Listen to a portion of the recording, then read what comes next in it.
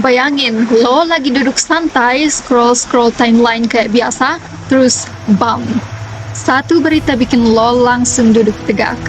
Shin Min-a, Ju Ji-hoon, Lee Jong-suk, dan Lee Se-young, semua bintang besar ini bakal main bareng di satu drama. Yes guys, this is not a drill. Ini bukan fan casting atau drama buatan fans TikTok. Ini beneran terjadi, dan judul dramanya juga nggak main-main guys. The Remarried Empress. Based on the best-selling web novel yang udah punya jutaan pembaca dari seluruh dunia. Kita bakal masuk ke dunia penuh istana mega, konflik politik berdarah dingin, drama rumah tangga yang honestly lebih panas dari reality show, dan tentu aja kisah cinta bikin lo nangis sambil ngegas episode berikutnya. Oke, pertama-tama kita bahas dulu para pemainnya. Karena jujur, ini tuh udah kayak Avengers-nya dunia drama Korea. Shin Min-a sebagai Navier. Dia bakal jadi si Empress. Cewek elegan, cerdas, classy banget. Tapi jangan salah guys, di balik senyumnya ada luka dalam dan strategi tajam kayak pedang. Ju Ji-hoon sebagai Sophia Shu, suaminya Navier, emperor yang punya kuasa mutlak. Tapi, yes, dia selingkuh. And the tea is hot. Ju Ji-hoon cocok banget jadi karakter kayak gini, karismatik tapi bikin emosi. Lee Jong-suk sebagai Henry, pangeran dari Western Empire. Di luar kelihatan kalem, charming, tapi dia punya rahasia gede. Apa dia pahlawan? Atau cuman pakai topeng? Lee Se-young sebagai Rasta. Plot twist hidup Navier. Dulu budak, sekarang ngincer tahta. Banyak fans novel bilang, karakter ini tuh paling ngesalin, tapi nggak bisa lo benci 100%. Ceritanya tuh relatable banget, tapi juga penuh fantasi. Tentang cinta yang dikhianati, kekuatan perempuan, dan keputusan yang susah tapi harus diambil. Lo bakal ngerasain gimana rasanya jadi Navier.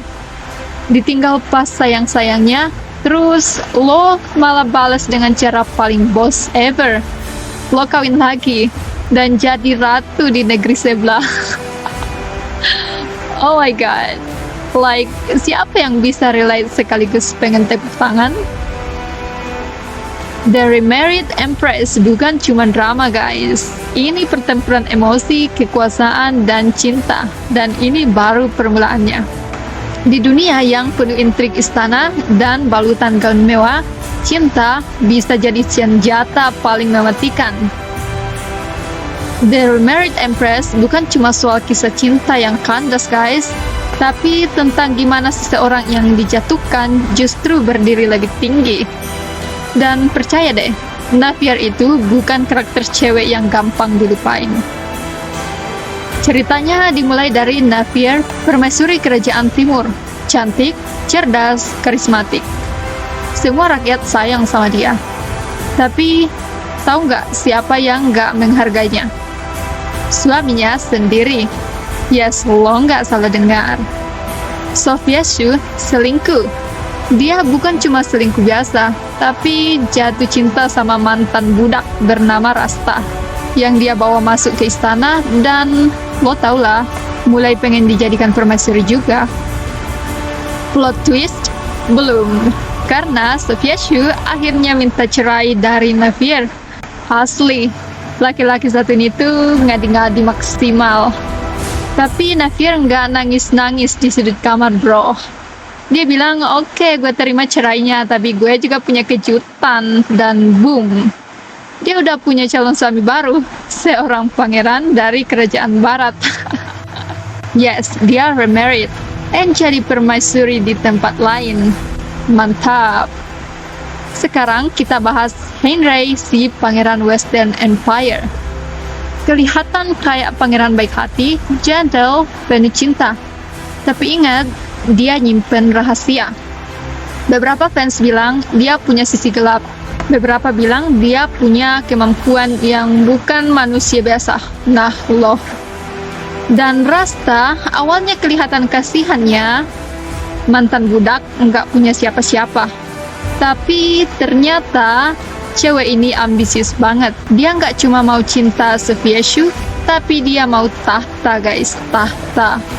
Dan disinilah semuanya mulai panas. Lo bakal lihat perebutan kekuasaan, sindir-sindiran tajam ala bangsawan, dan konfrontasi dua cewek kuat di satu istana. Di satu sisi ada Navier, permaisuri yang dibuang, tapi naik jadi ratu di kerajaan lain. Di sisi lain ada Rasta, cewek dari bawah tanah yang pengen duduk di singgasana. Dan di antara mereka, dua laki-laki, dua kerajaan, dan satu cinta yang mungkin nggak sebersih yang lo pikir. Drama ini tuh nggak main-main, cerita politik, cinta, dan balas dendam dijahit rapi banget. Dan yang bikin makin greget, semua karakternya tuh abu-abu. Lo nggak bisa 100% benci atau cinta sama siapapun. Lo bakal terus bertanya, siapa yang benar, siapa yang manipulatif, dan siapa yang bakal menang.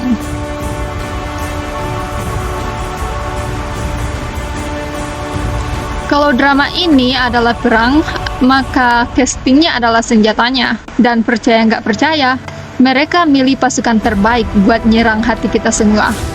Mari kita bahas satu persatu. Yang pertama, Shin Min-a sebagai Navier. Dari dulu, Shin Min-a tuh udah dikenal sebagai ratu visual yang punya aura cool tapi classy. Lo ingat dia di Tomorrow With You atau Our Blues? Sekarang bayangin aura itu, dipaduin sama karakter permaisuri yang dingin di luar tapi bergolak di dalam. Perfect match. Dia bakal jadi Navier yang bisa balas dendam tanpa teriak-teriak. Tatapan aja udah cukup buat bikin orang tunduk. Yang kedua ada Ju Ji-hoon sebagai Sophia Shu. Ju Ji-hoon itu udah langganan peran bangsawan, dari Kingdom sampai Hyena. Tapi kali ini dia jadi suami yang bikin gemas karena ngeselin. Sophia Shu tuh kayak lo pengen tonjok, tapi lo juga penasaran kenapa dia bisa sebego itu. Dan Ju Ji-hoon pasti bisa bawain dengan kelas tinggi. Selanjutnya ada Lee Jong Suk sebagai Henry. Nah, ini dia si pangeran misterius. Lee Jong Suk udah banyak main drama dengan vibe soft boy with dark secret. Dan kali ini peran Henry itu kayak dibuat-buat dia. Senyum manis, kata-kata romantis, tapi ada yang dia sembunyiin. Gila sih, ini bisa jadi salah satu peran paling kuatnya sejak While You Were Sleeping. Dan yang terakhir ada Lee Se-young sebagai Rasta. Dan Lee Se-young salah satu aktris underrated yang performanya itu selalu nendang banget. Lo lihat dia di The Red Slave kan, totalitasnya luar biasa. Jadi pas dia dapat peran Rasta, si cewek yang dari budak jadi calon permaisuri, wah, ini bakal jadi karakter yang bikin penonton gregetan tiap episode. Di balik semua drama ini, ada otak-otak jenius. Jo Soo-won, sutradara yang ngasih kita Pinocchio, I Hear Your Voice. Itu tuh drama dengan visual keren dan pacing cerita yang nempel di kepala.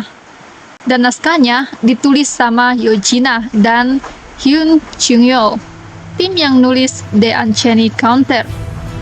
Artinya, kita nggak cuma dapat cinta-cintaan biasa, tapi juga narasi yang tight, dunia fantasi yang hidup, dan twist yang bakal ngebuat kita mikir keras. Fakta menarik nih bro, web novel dan webtoonnya The Remarried Empress itu udah punya fanbase internasional dari jauh sebelum drama ini diumumkan.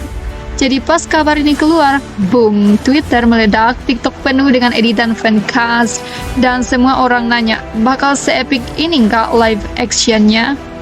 Dan dari semua elemen yang udah diumumin, kayaknya sih yes, bakal se-epic itu. Bahkan ada yang bilang ini bisa jadi saingan berat Game of Thrones versi Korea, minus naga tapi plus romansa yang juicy. Kalau lo suka drama yang bukan cuma soal cinta, tapi juga soal kekuatan, harga diri, dan pilihan hidup yang berat. Kalau lo demen karakter cewek yang kuat tanpa harus teriak-teriak, aku wanita mandiri. Dan kalau lo pengen dibikin baper, emosi, marah, jatuh cinta, lalu pengen nonton lagi dari awal, The Remarried Empress adalah drama yang wajib masuk watchlist lo. Jangan lupa share video ini ke sobat-sobat Dakurian lo, like dan komen di bawah. Dan yang paling penting, subscribe biar nggak ketinggalan update soal drama ini. Thanks for watching, see you in the next drama deep dive.